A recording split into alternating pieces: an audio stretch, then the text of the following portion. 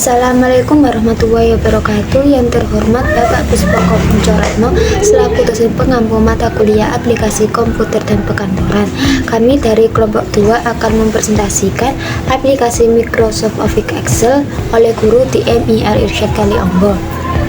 Kami dari kelompok 2 yang beranggotakan yang pertama yaitu Eva Febriani Ani dengan NIM 222050046. Yang kedua yaitu Eva Febriani Ana dengan NIM 222050047. Yang ketiga yaitu Fani Eka dengan NIM 222050070. Yang keempat yaitu Anissa Nurlatifatul Indah dengan saya sendiri 222050092. Yang kelima yaitu Amanda Hanifa dengan NIM 222050096. Selanjutnya saya akan membacakan latar belakang dari PPT kami. Seperti kita ketahui, Microsoft Excel adalah program spin dalam sistem Microsoft Office. Microsoft Excel menjadi salah satu produk perangkat lunak pengelola data dari Microsoft dalam bentuk lembar tabel yang tersebar. Microsoft Excel dapat digunakan untuk membuat dan menformat workbook untuk menganalisis data dan membuat data itu sendiri. Microsoft Office adalah sebutan untuk paket aplikasi perkantoran yang dijalankan di bawah sistem operasi Microsoft Windows dan Mac OS X. Beberapa aplikasi di dalam Microsoft Office yang terkenal adalah Excel, Word, dan PowerPoint. Tetapi dalam kegiatan ini yang digunakan ada Microsoft Excel. Microsoft Excel atau Microsoft Office Excel adalah sebuah program aplikasi lembar kerja spin yang dibuat dan didistribusikan oleh Microsoft Corporation untuk sistem operasi Microsoft Windows and Mac OS. Baik, saya Amanda Hanifa dengan 222050096. Di sini saya akan menjelaskan tujuan dari penelitian ini. Penelitian ini bertujuan untuk mengetahui penggunaan aplikasi Microsoft Excel oleh guru di MIR Irsyad Kaliombo dan mengidentifikasi kendala apa saja yang dihadapi guru dalam penggunaan Microsoft Excel. Kemudian di sini kami menggunakan metode penelitian, metode observasi, dokumentasi, dan wawancara. Metode ini melibatkan pengamatan langsung terhadap fenomena atau kejadian yang sedang diteliti. Kemudian dokumentasi. Dokumentasi ini mengumpulkan data dari dokumen yang telah ada seperti arsip, laporan, foto, atau video. Dan wawancara. Melakukan wawancara dengan guru yang menggali informasi mengenai cara mereka menggunakan Microsoft Office Excel. Kemudian waktu dan lokasi penelitian. Penelitian ini dilaksanakan pada hari Jumat tanggal 25 Oktober 2024 di MIR Irsyad Kaliombo, Kota Kediri sebagai tempat pengambilan data dan observasi menggunakan penggunaan Microsoft Office Excel oleh guru. Kemudian alasan kami melakukan penelitian mengenai penggunaan Microsoft Excel di Kaliombo oleh guru di MIR Irsyad Kaliombo penting dilakukan untuk memahami sejauh mana teknologi dimanfaatkan dalam kegiatan belajar mengajar dan administrasi sekolah. Melalui penelitian ini dapat diketahui apakah para guru telah mengoptimalkan fitur-fitur Excel untuk mendukung pekerjaan mereka, sekaligus mengidentifikasi kendala yang mungkin mereka hadapi. Selanjutnya yaitu absensi guru, yaitu menggunakan fingerprint adalah sistem yang memanfaatkan teknologi biometrik untuk mencatat kehadiran guru di sekolah. Sistem ini berfungsi untuk meningkatkan disiplin dan akuntabilitas dalam pengelolaan absensi, serta mengurangi kemungkinan kecurangan seperti menitip absen atau memanipulasi data. Absensi guru menggunakan fingerprint bisa masuk ke Excel, yaitu di-download setiap tanggal 23, diambil operator, terus direkap di Excel. Lagi masuk sekolah di absen, untuk sorenya dibuka lagi. Untuk pulang diprogramkan, sudah direkam di fingerprint. Untuk memindahkan data absensi guru dari sistem fingerprint ke Microsoft Excel, yaitu langkah-langkahnya. Yang pertama, ekspor data dari sistem fingerprint. Yang kedua, membuka Microsoft Excel. Yang ketiga, import data ke Excel. Yang keempat, buat tabel rekap kehadiran. Yang kelima, isi data secara rutinan. Yang keenam, buat grafik atau laporan. Yang ketujuh yaitu sistem dan amankan data. Yang kedelapan, evaluasi dan revisi.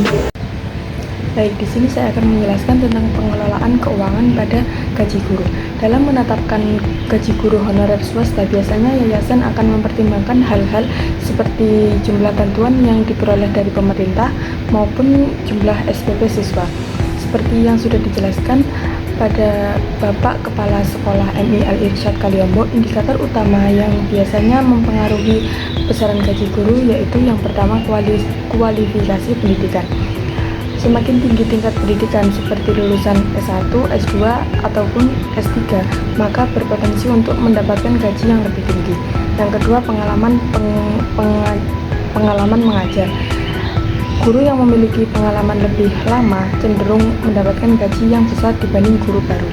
Yang ketiga, jam mengajar dan tugas tambahan, seperti yang berkontribusi dalam kegiatan ekstrakurikuler maupun program bimbingan. Dan yang keempat, jumlah jam mengajar. Jumlah jam mengajar per minggu bisa mempengaruhi besaran gaji guru. Kemudian saya akan menjelaskan langkah-langkah pencairan gaji guru di MI Al-Irsyad Kaliombo, Kota Kediri. Yang pertama, penyusunan rincian gaji. Bagian keuangan sekolah menyusun daftar rincian gaji guru termasuk gaji pokok, tunjangan seperti transportasi, kesehatan, atau sertifikasi, dan potongan jika ada. Yang kedua, verifikasi kehadiran dan kinerja. Bagian kepegawaian atau administrasi memeriksa absensi dan kinerja guru selama periode tersebut, memastikan kehadiran guru sesuai jadwal. Yang ketiga, pemindahan dana dari rekening sekolah. Selanjutnya, bagian keuangan menyiapkan total dana gaji yang akan dicairkan dari rekening sekolah. Biasanya ini dilakukan dengan memindahkan dana ke rekening operasional guru. Jika sekolah menggunakan layanan perbankan, maka dananya dipersiapkan melalui layanan transfer online atau langsung ke bank. Yang keempat, proses transfer atau pembayaran tunai jika melalui transfer bank. Jika melalui transfer bank, gaji ditransfer ke rekening guru masing-masing sesuai dengan rincian yang telah disetujui. Sedangkan jika melalui tunai, bagian keuangan menyiapkan dana tunai dan memberikan kepada guru dengan proses tanda terima atau bukti pembayaran. Kemudian yang kelima, pemberian slip gaji. Setelah pembayaran, guru menerima slip gaji yang mencantumkan rincian gaji pokok, tunjangan, dan potongan yang diterima.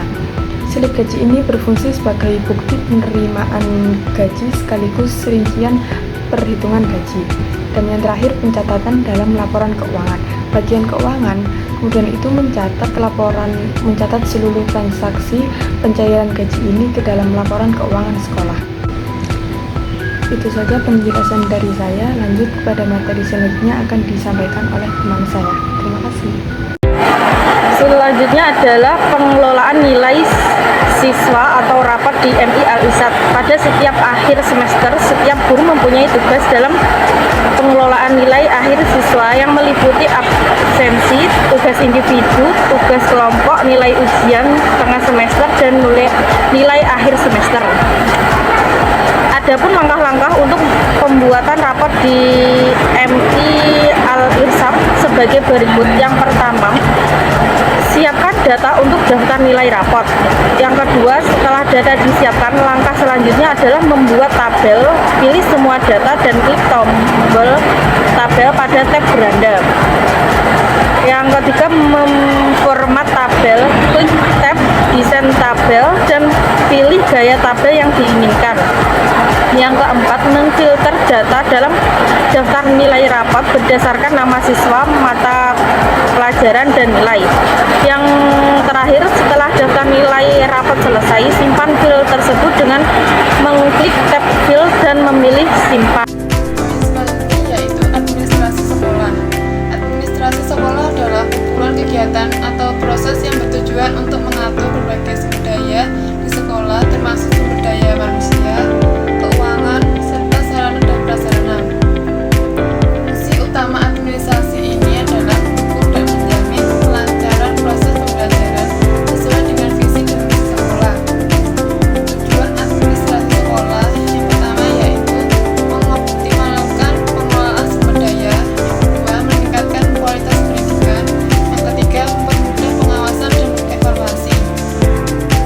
Selanjutnya, langkah-langkah proses administrasi menggunakan aplikasi EMIS.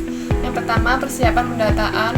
Yang kedua, pendataan guru dan siswa. Yang ketiga, input data ke Excel. Yang keempat, pendataan di EMIS. Yang kelima, monitoring dan evaluasi data. Yang keenam, pelaporan. Dan yang terakhir, dokumentasi. Selanjutnya yaitu pendataan siswa baru DMI Arisat Kaliombo. Dalam proses penerimaan siswa baru yang ada di DMI Arisat Kaliombo masih dilakukan secara konvensional, di mana calon siswa datang ke sekolahan untuk melakukan pendaftaran sistem penerimaan siswa baru yang terjadi di DMI Arisat Kaliombo. Harus wajib menggunakan EMIS Education Management Informasi Sistem, sebuah sistem pendataan pendidikan yang digunakan untuk memastikan kelengkapan dan akurasi data calon siswa. Selanjutnya ada langkah-langkah proses penerimaan siswa baru di DMI Arisat Kaliombo, yaitu mulai dari pendataan hingga pendaftaran di EMIS dan Excel sebagai berikut. 1. Pendaftaran langsung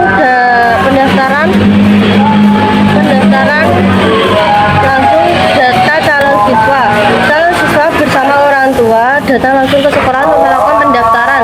Mereka akan mengisi formulir yang disediakan. Yang kedua, input data oleh bagian sekretaris. Bagian sekretaris sekolah masukkan data calon yang siswa yang diterima maupun yang tidak diterima. Data ini diisi berdasarkan KK dan dokumen penduduk lainnya. Yang ketiga yaitu pengiriman data ke operator EMIS. Setelah semua data lengkap di bagian sekretaris, data calon siswa yang diterima dikirim ke operator EMIS. Yang keempat, input data ke sistem EMIS.